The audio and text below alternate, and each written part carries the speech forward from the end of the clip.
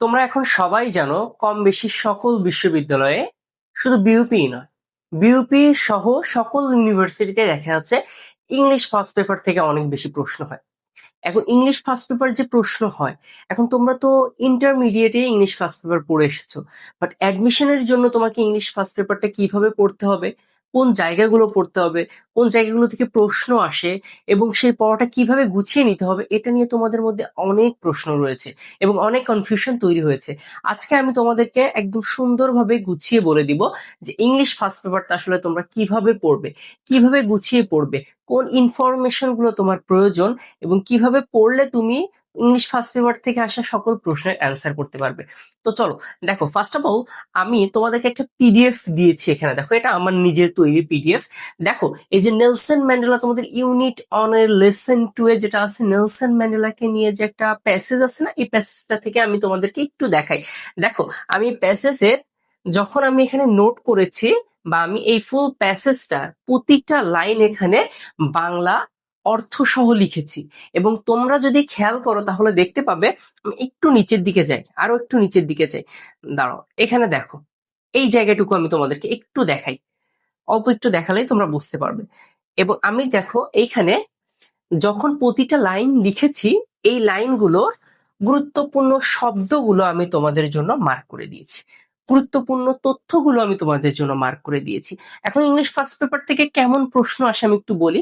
দেখা যাচ্ছে অনেক সময় অ্যানালিটিক্যাল কোশ্চেন আসছে, যে এই ওয়ার্ডটা বা এই জায়গাটা কোন অর্থে ব্যবহার করা হয়েছে, সেটা তোমাকে ব্রেইন দিয়ে অ্যানালাইসিস করে অ্যান্সার করতে হবে।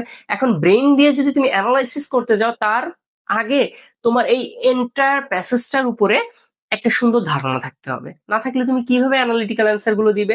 দ্বিতীয় যে পয়েন্টটা আছে, সেখানে তোমাদের মেমোরাইজিং পার্ট থাকে কিছু, যেমন স্পেলিং থাকে, গ্রুপ ভার্ব থাকে, ইডিয়ম ফ্রেজ থাকে অনেক সময়। এর পাশাপাশি দেখা যাচ্ছে মোস্ট ইম্পর্টেন্ট যেটা তোমাদের কাছে অনেক কঠিন লাগে, ভোক্যাব, যেটার ভিতরে তোমাদের সিনোনিম অ্যান্টোনিম থাকে, যেটা দেখা যাচ্ছে অনেক এমন শব্দ আছে তোমাদের এই ফার্স্ট পেপারে যেগুলো হয়তো তোমরা জানো না, এইগুলোই তোমাদের এক্সামে উঠিয়ে দেওয়া হয় বা এর একটা সিনোনিমাস অর্ড উঠিয়ে দেওয়া হয়। তখন দেখা যাচ্ছে ওই অর্ডটা দেখে তোমরা একদম পুরা অবাক হয়ে যাও যে অর্ডটা কোথা থেকে আসছে, এটা তো আমরা আগে কখনো দেখিনি। বাট সেটা দেখা যাচ্ছে তোমার ইংলিশ ফার্স্ট পেপারের কোনো না কোনো প্যাসেজের একটা শব্দ। তো দেখো আমি কি করেছি, এই জায়গাটা খেয়াল করো ছোট্ট করে। এখানে দেখো, এই যে আমি যখন একটা সেন্টেন্স, আমি যদি এই সেন্টেন্সটা একটু পড়ি, এই সেন্টেন্সটা পড়ি, ঠিক আছে, কোনটা পড়বো, এটা পড়ি, এটা ইনফরমেটিভ আছে। দেখো এইখানে এই সেন্টেন্সটা একটু খেয়াল করো, বলছে আই হ্যাভ ফট it all during my life. আমি আমার সমস্ত জীবন এটার জন্য যুদ্ধ করেছি, তাই না, জীবনে যুদ্ধ করেছে। আই উইল ফাইট ইট নাও, আমি এখনো যুদ্ধ করতেছি, and will do so until the end of my days, মানে আমি আমার জীবনের শেষ পর্যন্ত এগুলোর জন্য যুদ্ধ করব। এরপরে দেখো, এই যে এই কথাটা কে বলছে, ম্যান্ডেলা। দেখো ম্যান্ডেলার নামটা কিন্তু আমি এখানে বোল্ড করে দিয়েছি।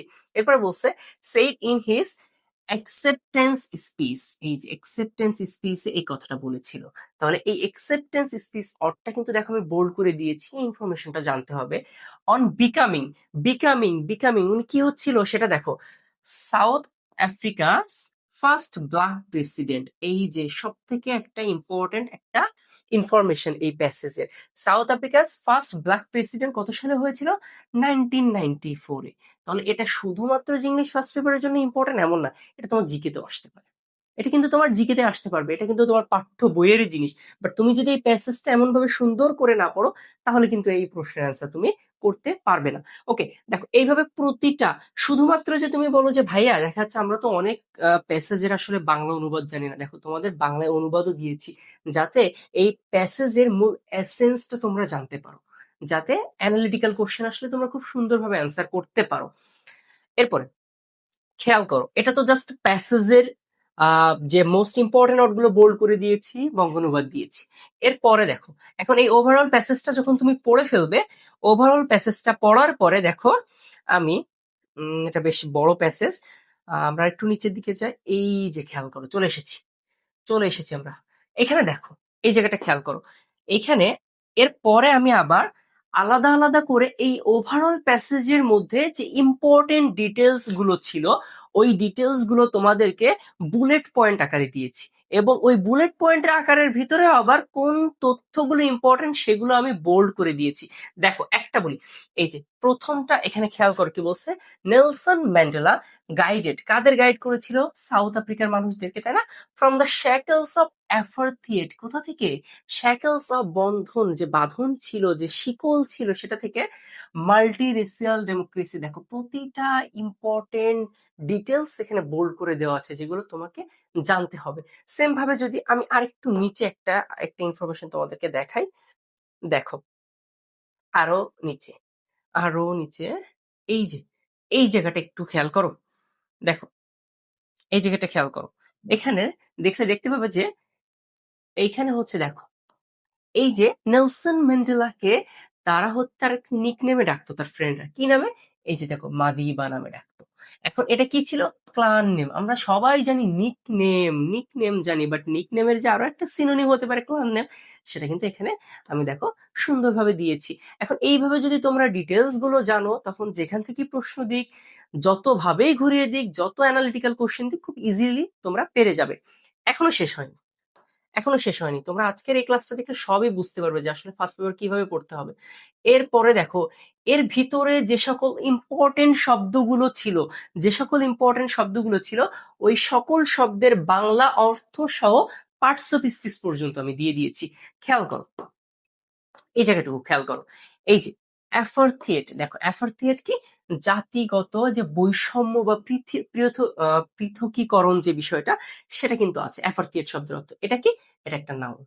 তো এমন সকল শব্দ যেগুলো এই প্যাসেজের জন্য ইম্পর্টেন্ট, সবগুলো এখানে আছে।